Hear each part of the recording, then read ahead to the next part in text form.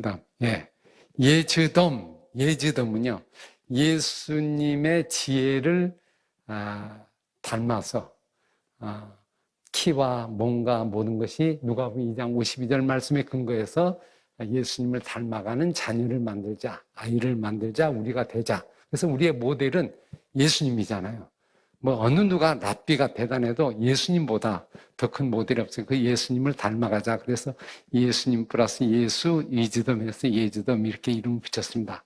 제가 이제 사실 유대인 교육을 하게 된 배경을 좀 잠깐 설명을 하는 게 여러분에게 도움이 될 것 같아요.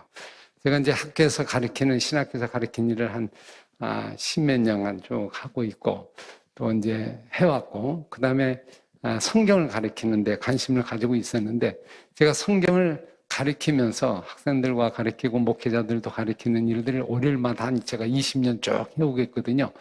근데 느낌이 뭐냐면, 왜 성경을 사람들이 성경 공부합시다 그러면 지루해요. 그죠? 따분해하고. 일단 성경 공부에 대해서 지식적인 생각을 가지고 있더라고요.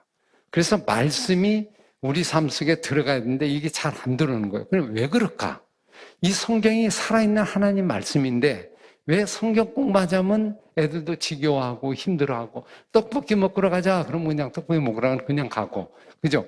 근데 그 시간 하면 하나님 말씀 배우면 좋아하는데 그렇게 좋아하지를 못하고, 또 청년들이 이렇게 가다가 중고등부 어린부터 쭉 가다 청년부 되면 다 떠나요. 반절 3분의 1 다 떠나. 왜 떠날까? 말씀을 그렇게 오랫동안 했는데 왜 떠날까? 성경 자체에 대해서 뭔가 문제가 있는 거 아닌가? 그래서 성경은 문제가 없는데 그러면 성경을 가리키는 방법에 문제가 있는 거 아닌가? 그죠? 이런 이제 고민을 하게 된 거예요. 그래서 성경이 완전한 책이고 최고의 책인데 왜 이 성경이 나에겐 최고의 책이 되지 못하는가? 그렇다고 하면 이 성경을 가리키는 교사라든가 목회자라든가 우리가 뭔가 우리가 잘못된 방법을 쓰고 있는 건 아닌가? 이런 의문을 제가 제시했어요. 그리고 이제 계속 그때부터 연구를 하고 책들 연구하고 성경 공부를 가르쳐보고 제가 직접 해봐야 되잖아요. 하면서 한 20여 년, 30년 쭉 성경 교재를 해오면서 느낀 것이 왜 그런가? 제 나름대로 이유를 하나 찾았어요. 찾은 게 뭐냐면 지금 우리 공부하는 방식은 결국 신학교에서도 그렇지만 저도 그렇게 배웠어요. 지식적인 그냥 주입식 있잖아요. 그냥 갖다 이렇게 설명하고 이렇게 배웠어요. 그러다 보니까 얼마 지나고 나면 지식형이 되는 거예요. 근데 그게 아니고 결국 성경은 그 방법이 아니었다는 걸 제가 성경을 보면서 이제 좀 찾게 된 거예요. 그래서 이건 대화식이고 질문식이고 이렇게 함께 하는 거다. 그런 생각을 갖다가 그렇게 공부한 사람이 누굴까 생각해 봤더니 유대인은 그럼 어떻게 했을까? 이걸 제가 이제 추적해 봤어요. 그랬더니 유대인이 오래전부터 이런 방법으로 해오고 있더라고요. 그래서 이 방법이 성경의 방법인데 이 사람들이 그대로 전통을 이어왔는데 이게 단절이 됐어요. 그래서 이어지지 못하고 우리는 예를 들면 주변에 있는 세상의 방법, 인본주의적인 방법을 우리에게 들어와서 성경을 하다 보니까 이게 잘 안 맞는 그런 경우를 우리가 이제 발견하게 됐습니다. 그래서 이제 그런 부분을 가지고 끊임없이 학교에 적용하고 아이들에게 적용하고 모두에게 적용하는 방법을 만들어서 이제 한번 지금까지 해왔습니다. 그게 제가 이제 예즈덤 영재학교는 영은 영적인 의미고요. 재능은 재능이라는 거예요. 이게 뛰어날 영이 아니고 영성 영자입니다. 그래서 영성으로 재능을 이어가는 영재학교 이렇게 이름을 붙였는데요. 그 다음 보세요. 자, 여러분 실험을 하나 어떤 분이 했어요. 이 커피거든요. 커피인데 커피에다가 스타벅스나 뭐나 해갖고 쫙 해갖고 여기 프리미엄 또 옆에서 있는 것들 이렇게 자판기에서 빼는 커피 쭉 한 10개를 쭉 여기다 놨어. 그리고 여기다가 스타벅스 아주 고급 커피 잔이고 여기는 그냥 자판기에서 뺀 거고 여기는 그냥 일반 있는 거고 그렇게 해서 쪼개놓고 여기다 가격을 매겼어요. 요거는 15,000원짜리, 요거는 7,000원짜리, 요거는 5,000원짜리, 3,000원짜리, 200원짜리, 300원짜리 이렇게 놓고 안에 커피는 똑같이 넣었어요. 그리고 사람들에게 지나간 사람에게 이걸 마셔보라고 그랬어요. 마셔봤어요. 마셔보고 맛이 어떤가를 평가를 했어요. 그랬더니 전부 먹고 평가를 해달라고 그랬더니 평가가 다 달랐어요. 그런데 어떻게 달랐냐면 전부 대부분이 나온 그 조사자 대부분이 스타벅스나 이런 거에 액수가 많은 15,000원대 이걸 먹는 그 사람은 이거에 대한 평가를 어떻게 했냐면 너무 맛있다고. 이게 그냥 들어가자마자 뭔가 마음이 싹 하고 아주 미끄러듯이 들어간데 이 100원짜리는 영 맛이 이게 아니더라고. 그리고 다 해서 프로테일 냈더니 거의 90% 가까이가 그렇게 얘기하더라. 응? 여러분, 우리도 동일하게 하면 그렇게 돼요. 맛이 달라지는 거야. 똑같은 건데, 동일한 건데 형태에 따라서 맛이 달라지는 거예요. 거기에서 100원이라고 쓰면 맛이 갑자기 없어져 버린 거예요. 그래서 여러분 백화점에 좋은 비싼 거를 이렇게 옷을 사면 기분이 좋죠. 근데 사람들이 그걸 동대문 시장이나 똑같은 건데도 거기는 안 가요. 거기를 봐. 그러면 왜 사람들에게 이런 현상이 생길까? 여러분 왜 이런 현상이 생긴 것 같아요? 모양이 좋고 있는 게 좋으면 사람이 달라집니다. 생각이 달라져요. 근데 사실은 똑같아요. 이게 거짓말하는 거죠. 끊임없이 거짓말하는 거죠. 그거는 우리에게 중요한 이유가 있습니다. 우리가 가지고 있는 뇌는요, 이미 세팅된 거에 의하여 판단이 된다는 거예요. 이거는 상황과 상관이 없어요. 이미 비싼 거는 맛있어.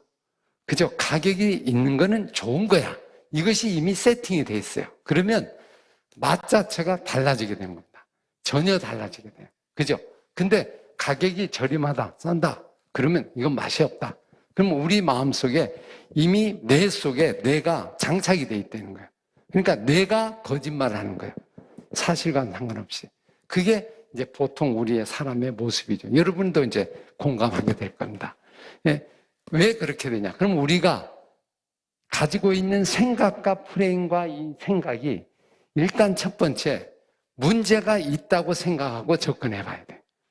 내 생각이 옳다고 생각하면 그걸로 모든 걸 판단하기 때문에 그때부터는 문제가 해결이 안 됩니다. 지금 코로나 시대죠. 어려운 시대예요. 그럼 이 시대를 어떻게 문제를 해결해야 되는가 하는 건요, 상황보다 내 생각에 어떤 문제성은 없는가, 이걸 점검해 봐야 돼요. 그렇지 않으면 이 문제를 해결하기 어렵습니다. 그래서 오늘 우리가 이제 이 교육에 대한 걸 지금 할 때 여러분이 가지고 있고 지금까지 가지고 있는 여러분의 생각이 혹시 점검해야 될 부분은 없는가, 이걸 먼저 점검하고 그런 다음에 문제들을 하나씩 찾아가는 것이 순서라고 생각해서 제가 앞에 나눴어요. 메타인지라고 보통 뭐죠? 교육학에서 말하는 이 뜻은 뭡니까? 내가 나를 아는 능력이에요. 내가 나를 아는 능력, 스스로 자기를 파악하는 능력, 이거에 의해서 기적이 일어나요. 모든 삶의 어떤 부분은 메타인지 능력이 아주 좋은 사람은 변화가 빠르고요, 메타인지 능력이 약한 사람은 변화가 안 일어나요. 옛날의 방식을 그대로 끝까지 나가는 거예요. 그럼 이거를 깨닫게 하는 거, 이게 이제 우리 인지능인데, 여러분 소크라테스가 있잖아요. 소크라테스가 한 말 가운데 가장 유명한 말이 뭐죠? 나는 누구인가? 나는 누구인가? 이걸 평생 질문하고 계속 생각하다가 죽었어요. 근데 철학가 대표자잖아요. 세상의 학문의 대표 주자예요. 나는 누구인가? 근데 내가 누구지? 이걸 알고 죽었어요? 모르고 죽었어요? 모르고 죽었어요. 근데 그 옆에 있는 학생이 선생님께 물었어요. 선생님은 나는 누구인가? 이렇게 했는데 선생님은 누구신지 아십니까? 그랬더니 나도 몰라. 그러면 우리하고 똑같게요? 너하고 나하고 다른 게 하나 있어. 나는 한 가지 아는 게 있어. 나는 내가 누구인지를 잘 모른다는 걸 안다는 거다. 내가 누구인지 인간은 뭔지 그걸 알고 있다는 거예요. 그러니까 그런 면에서 좀 다르다고 볼 수 있는데 결국 모르고 죽었잖아요. 세상 사람들 다 모르고 죽어요. 근데 문제가 생길 때는요, 내가 누구인가를 먼저 찾아봐야 합니다. 내가 지금까지 하고 있는 것이 바른 것인가를 점검해 봐야 돼요. 교회 교육, 신앙 교육 마찬가지입니다. 그죠? 하나님이 인간이 죄를 범하고 나서요, 창세기 3장에 하나님이 처음 나타났어서 첫 번째 한 얘기가 뭔지 아세요? 죄를 범하고 하와하고 같이 이렇게 나무 그늘에 숨어 있어요. 그때 하나님이 나타나셔서 첫 번째 한 말이 뭔지 아세요? 아담아, 어디 있느냐? 네가 누구냐? 그랬더니 아담이 알았어요, 몰랐어요? 몰랐어요. 저요, 벌거벗어서 숨었습니다. 내가 그거 얘기했니? 너는 누구냐 이 말이에요. 네가 여기 있을 존재가 아니지 않느냐? 이걸 물었는데 답을 못한 거예요. 그때부터 이제 결국 문제가 이제 어긋나게 된 거잖아요. 죄를 지으면요, 내가 누구인지를 모릅니다. 그죠? 내가 잘못된 걸 몰라요. 그래서 사실은 역사는 어떻게 하냐면 내가 누구인가를 알면서부터 회개가 일어나잖아요. 그때부터 이 변화가 일어나거든요. 오늘도 우리가 교육을 할 때 우리 교육자들이 주로 여기 나와 있는데요. 이 교육에 대해서 어떻게 생각을 하느냐. 내 그림하고 다른 그림이 있습니다. 이걸 한번 좀 우리가 이 시간 좀 생각을 해보려고 합니다. 그 다음 한번 보세요. 그 다음, 예수님이 제자들에게 뭐라고 그랬죠? 너희는 나를 누구라고 하느냐? 근데 사람이 자기 자신을 알아요, 몰라요? 몰라요. 모릅니다. 죄를 지은 순간부터 모릅니다. 그러면 나를 아는 방법은 어떻게 하느냐? 누군가를 만나야 됩니다. 만나지 못하면. 근데 나하고 비슷한 사람을 만나면 변화가 안 일어나요. 나보다 위대하고 나보다 큰 분을 만나야 돼요. 그래야 내가 달라집니다. 여러분, 사람은요, 자기 스스로 자기를 알 수 있도록 원래는 만들었는데 죄가 들어가면서 이게 안 되게 돼 있어요. 사람이 자기를 모릅니다. 여러분, 가장 중요한 제 얼굴을 내가 알아요? 몰라요. 못 보게 만들었어요. 아무리 봐도 내 얼굴 못 본다. 그럼 내 얼굴 누가 어떻게 알 수 있어요? 누가 알려줘야 돼요. 그리고 거울이 나를 보면서 나를 알게 됩니다. 상대방을 통해서 나를 보는 거예요. 내가 스스로 알 수가 없습니다. 그래서 사실은 예수님이 오신 것도 우리를 알게 하기 위해서 오신 거예요. 그래서 예수님이 제자들에게 한 얘기가 뭐예요? 너희는 나를 누구라고 하느냐? 하나님을 얼마나 아느냐에 따라서 자기가 달라지는 거예요. 자기가 달라지는 거예요. 그러니까 나를 아는 거는 하나님을 아는 거, 예수님을 아는 것에 답이 있다는 거죠. 그래서 오늘 우리가 변화가 되려면 누구를 만나야 됩니다. 근데 사람을 만나고는 변화가 안 일어나요. 비슷하잖아요. 다 그게 거기고 뭐 누가 비슷한데. 근데 정말 예수님을 하나님의 아들로 믿고 그때부터 제자들이 달라졌잖아요. 그래서 만나는 사건이 있어요. 사건. 그래서 사람이 변화되려면 사건이 일어나야 됩니다. 사건.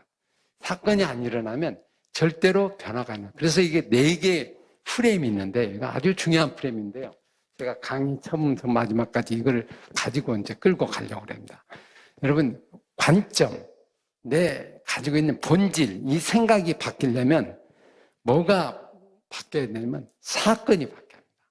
사건이 잘못되면요, 그 다음에 이게 반복이 되면 내가 어떻게 되죠? 패턴이 나야 돼요. 고착화돼요. 그리고 그것이 프레임 패러다임입니다. 그걸로 모든 걸 봅니다. 그러니까 이 관점이 계속 잘못된 관점으로 보는 거예요. 그러니까 성경을 볼 때도 이제 그런 관점을 오랫동안 경험하다 보면 이게 바꿔지기 어려워요. 그래서 이걸 바꾸려면 사건을 바꿔야지 생각을 바꿔갖고는 안 됩니다. 사건을. 여러분, 성경이 어떤 분이 그런 얘기를 해요. 저한테 와서 흔히 하는 얘기가 뭐냐면, 목사님 성경 공부 가르치고 있죠. 예, 가르치고 있어요. 20년 하고 있어요. 20년까지 지금도 계속 하고 있죠. 근데 물어봅니다. 성경 공부는 그만하세요. 뭐 이렇게 오래 한다고 머리만 커지고 그리고 지식만 높아집니다. 변화가 안 일어납니다. 성경 공부해봤자 변화 안 일어나요. 안 와요. 그래서 제가 마음속으로 그랬어요. 여러분, 성경 공부를 해서 성경을 읽고 성경을 해서 변화가 안 된다고 그러면 변화가 안 됩니다. 근데 변화가 된다고 그러면 되는 겁니다. 이거는 프레임의 문제예요. 프레임이 딱 갇히고 나면 그때부터 그렇게 보기 때문에 안 보이는 거예요. 그러니까 이 사람은 한 번도 이거를 사건을 경험 못 해봤어요. 말씀을 통하여 듣고 깨닫는 사건을 경험하지 못했습니다. 제가 얼마 전에 제가 이제 성경을 가르치는 그 모임 중에 어느 한 권사님이 카톡이 왔어요. 카톡이 왔어요. 뭐라고 적었냐면, 목사님, 오늘 아침에 읽은 성경이 이사야 성경입니다. 아마 매일 성경을 쭉 읽고 있었던 것 같아요. 근데 그 이사야 성경 읽다가 눈물이 주르르르 흐르고 눈물이 막 흐르게 돼요. 왠지 모르게 이렇게 눈물이 흐르는지 모르겠어요. 근데 성경을 읽기만 했는데요, 흐른다는 거예요. 그러면서 거기다 이렇게 적는 걸 이렇게 적었어요. 목사님, 오늘 이사야가 말하는 이 선지자의 그 이야기가 바로 내 얘기고, 바로 나를 향한 얘기고, 그리고 나의 죄를 책망하는 얘기고, 그러다 보니까 읽는 것 자체가 바로 내가 이사야가 된 것 같은 느낌이 들면서 이사야의 그 안타까운 마음, 백성들에게 죄를 심판하는 그런 내용에 대해서 저절하게 보이면서 내가 가리키는 구역예배, 내가 가리키는 성도들, 내가 가리키는 목장들, 이것이 생각하니까 마음이 너무 아프다는 거야. 그러면서 눈물이 막 한없이 흐르는데 닦으면서도 흐르고 그러면서도 감사하고 이런 이제 느낌을 받았다. 이렇게 얘기하는 카톡을 이렇게 왔어요. 여러분, 이게 체험이 되면 말씀 자체가 어때요? 지식이라고 생각하지 않고 살아있다고 느껴지잖아요. 이게 우리가 이제 이런 경험이 일어나야 돼요. 체험이. 그러면 삶이 달라지죠. 그래서 오늘 이 자리에서 우리 과천소망교회에서 하는 이 자리도 제가 기도하기는 한 사건이 일어나는, 한 체험이 일어나는 그런 시간이 되면 좋겠습니다. 자, 그 다음 보세요. 여러분, 제가 질문해 볼게요. 구원받았죠? 구원받았잖아요. 그럼 구원받으면 천국 가죠? 오늘 죽어도 천국 가요. 천국 영생을 얻었어요. 그러면 천국 가는 거 말고는 죽어서 가는 거니까 이 세상에서 구원받은 이후에 뭐 하실 거예요? 구원받으니 왜 구원을 하게 했어요? 구원한 이유가 뭐예요? 천국 가는 거 말고 이 세상에서 구원받은 이유가 뭐예요? 한번 답해 보세요. 구원의 확신이 있어요. 그러면 구원받은 이유가 뭐예요? 죽기 전에 구원받으면 되지 왜 지금 미리 구원받았어요? 이 땅에 살게 하면서 왜 구원을 받겠어요? 이런 질문을 한번 던져볼 필요가 있죠. 성경은 어떻게 얘기하죠? 성경은 그 다음 페이지 보세요. 예수님께서 하신 말씀에 뭐라고 하냐면 구원 이후의 삶은요, 어떤 삶일까요? 한 가지입니다. 예수님이 지상명령 주신 말씀이에요. 너희는 가서 모든 민족으로 제자를 삼아 내가 분부한 모든 것을 가르쳐 지키도록 하라. 지켜 행하는 겁니다. 말씀을 지켜 행하는 것이 구원 이후의 삶이에요. 말씀을 행해가지고 구원받지는 못해요. 맞죠? 노력으로는 구원받지 못해요. 은혜로 받았잖아요. 은혜로 받았다는 건 이제는 은혜로 받은 걸 지켜 살아가라는 거예요. 말씀대로 살아가는, 그 때문에 고난이 있어도 살아가라는, 이게 구원 이후의 삶이 있어요. 일찍 구원받게 해준 거 왜 구원받게 해줘요? 그 삶을 더 오랫동안 해보라는 거예요. 만약에 죽기 전에, 하루 전에 예수를 믿으면 말씀을 지켜 행할 수 있는 시간이 없잖아요. 얼마나 기가 막혀요. 이 좋은 것을 받았는데 실천하면서 살아가도록 긴 시간을 준 거예요. 이게 감사해요. 그러면 하나님이 안 불러가고 계속 오랫동안 살게 하는 이유가 뭘까요? 이 말씀을 지켜 행하는 일을 계속 해보라는 거예요. 또 해보라는 거예요. 그 역사를 경험하고 체험하라는, 하나님 말씀이 내 안에 있는데 이 말씀이 어떻게 움직이고 역사하는가를 직접 경험만 해보라는 거예요. 그러니까 그래서 인생을 주는 거예요. 먹고 마시고 즐기고 그냥 세상 즐겁게 놀고 이게 아니고, 그죠? 받은 말씀을 이 세상에서 실천해보고 행해보고 그리고 그게 어떻게 역사가 일어나는가를 많은 사람에게 증거하라고 하나님께서 구원을 주신 거라는 거예요.